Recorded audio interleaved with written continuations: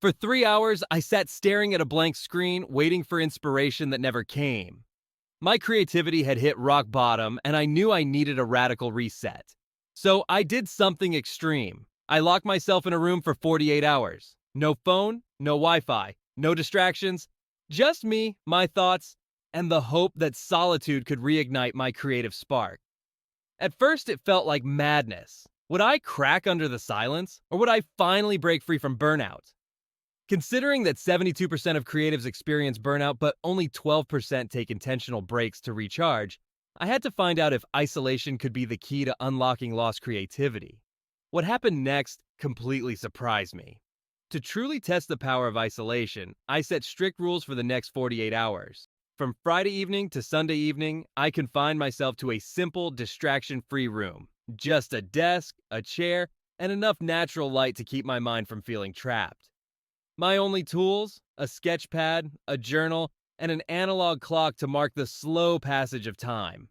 No phone, no internet, no human interaction, just pure solitude. To push the experiment further, I even scheduled boredom breaks, forcing myself to do absolutely nothing, staring at the walls, pacing the floor, and letting my mind wander. Would this stripped down environment fuel creativity, or would the silence drive me mad? I was about to find out. With no distractions, I structured my days around pure creativity. Mornings began with free writing sessions. No filters, no overthinking, just letting my thoughts spill onto paper. By afternoon, I switched to analog brainstorming, sketching out mind maps and doodles to visualize ideas in ways I hadn't tried in years. Some concepts felt promising, others completely absurd, but every stroke of the pen pushed my creativity further. As the evening arrived, I turned to reflective journaling, capturing my thoughts, struggles, and unexpected moments of clarity. With each passing hour, my mind felt both restless and strangely alive. Was this isolation breaking me down or building something new? The first few hours felt slow, but by hour 12, something incredible happened. I finally broke through a 6-month creative block with a fresh story idea. The isolation was forcing my brain to work in new ways. By hour 24, I had entered a deep flow state where ideas poured out effortlessly. I managed to complete 3 projects I had abandoned months ago, something that once felt impossible. But the biggest surprise came at hour 36.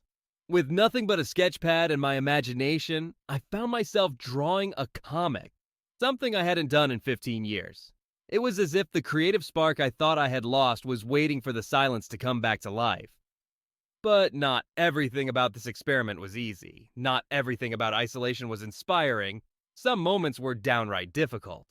By hour 6, the panic set in. My mind raced with thoughts of what I might be missing. What if someone texted me? What if something urgent was happening? The fear of missing out was real, and resisting the urge to check my phone felt like battling an addiction.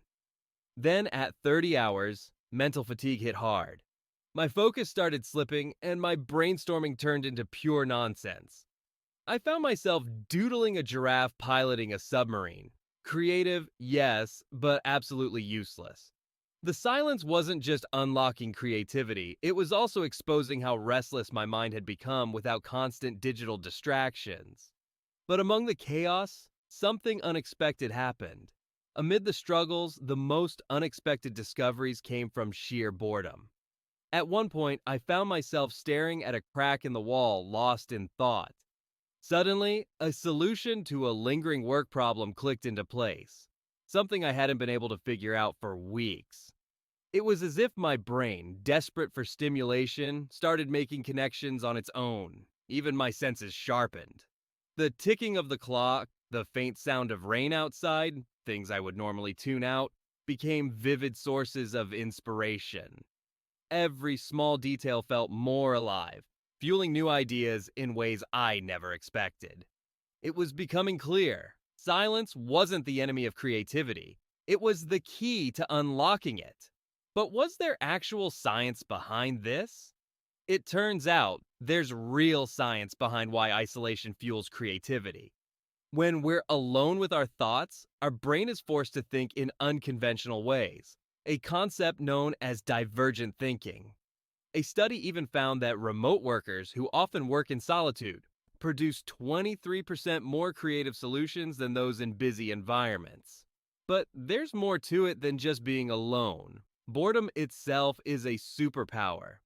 When the brain isn't flooded with constant stimuli, it activates the default mode network, the part responsible for daydreaming and sudden insights. In fact, a 2021 NIH study linked boredom directly to increased creative problem solving. History backs this up too. Agatha Christie wrote Murder on the Orient Express in seclusion, and Nikola Tesla developed groundbreaking inventions during solitary walks. It's no coincidence. Some of the greatest ideas are born in silence. But how can you recreate this experience without locking yourself away for 2 days? You don't have to lock yourself in a room for 48 hours to experience the benefits of isolation. Start small. Try a 4-hour isolation sprint before committing to a full day. Ease into the process and let your mind adjust. To make the experience more enjoyable, prepare a creativity toolkit with analog tools like colored pens, clay, or puzzles. And don't forget a panic button. Something comforting like emergency chocolate or a calming playlist for when the silence feels overwhelming. Schedule intentional boredom windows, blocking out 30-minute slots to do absolutely nothing and let your mind wander freely. Once your isolation session is over, take time to reflect. Review your ideas. Some will be gold, while others, like my giraffe submarine doodle, might be pure nonsense. The key is to embrace the process and see where your mind takes you. But what happens when people take isolation to the extreme? If you need proof that isolation can spark creativity, look no further than the story of a novelist who was paralyzed by writer's block. Frustrated by endless distractions and creative stagnation, they decided to rent a remote cabin for a week. No Wi-Fi, no visitors, just pure solitude. At first, the silence was overwhelming, but soon, something remarkable happened. Free from digital noise, their mind found its rhythm, and by the end of the week, they had written 50 pages. Pages that later became part of a best-selling novel.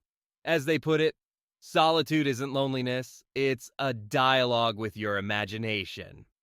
This case proves that sometimes stepping away from the world is exactly what's needed to create something extraordinary. But you don't need a remote cabin, just a quiet space and the courage to disconnect. Creativity isn't about forcing ideas, it's about giving them space to emerge. You don't need to lock yourself in a room for 48 hours. All you need is a quiet corner and the courage to disconnect.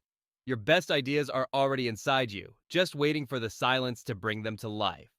So, why not give it a try? This month, block out a half day for a creativity quarantine and see what happens when you step away from distractions.